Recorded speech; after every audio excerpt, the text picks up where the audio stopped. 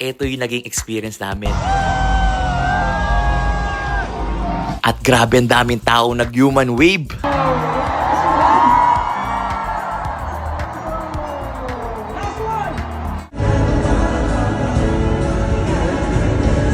At dito nga, meron ako nakita sa post na nag-viral dito nga si Ken kung saan nag-drawing siya para sa isang fan na kahit madelay siya sa kanta, ginawa niya to para sa isang bata.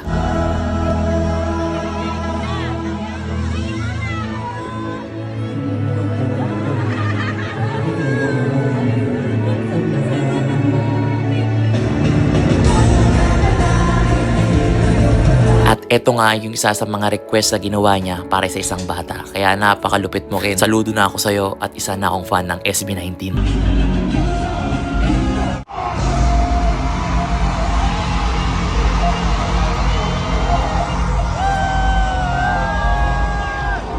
At ito yung alam kong bagong release nila, yung Dungka.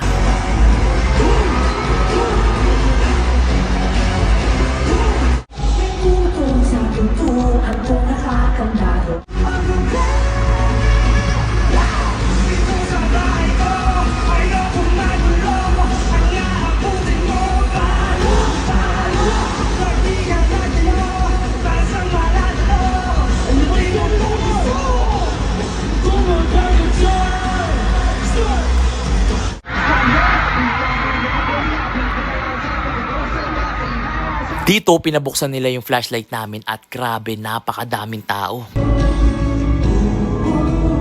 At eto na yung isa sa pinakaalam kong kanta nila at alam ko ang isa sa pinakasikat na kanta nila ngayon.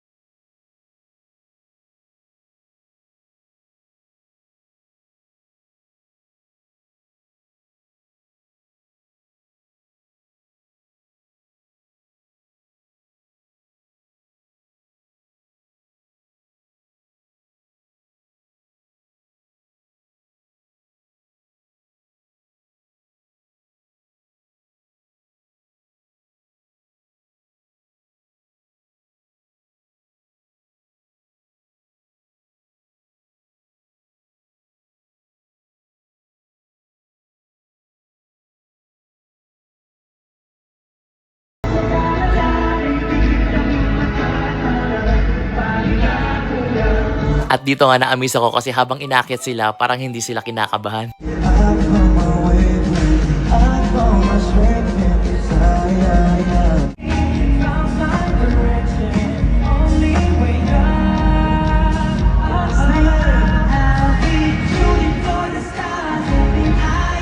At dito nga pinasabay kami sa pagkanta at sayaw ng SB19.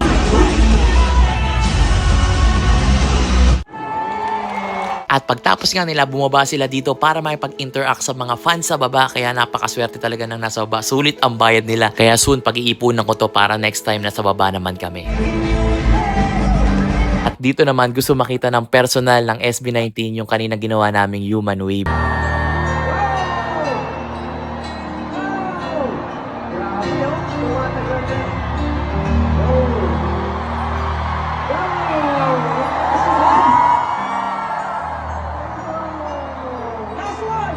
At dito naman namimigay sila ng mga t-shirts at syempre nagpapasalamat na sila sa mga fans na pumunta dito sa Philippine Arena.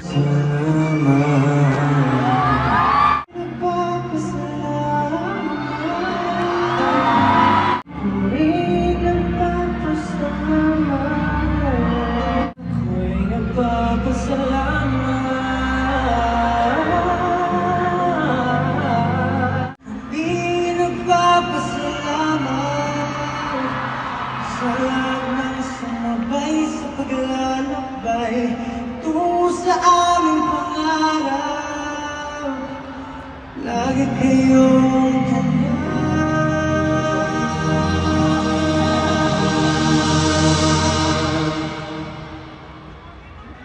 sa pag-ibig.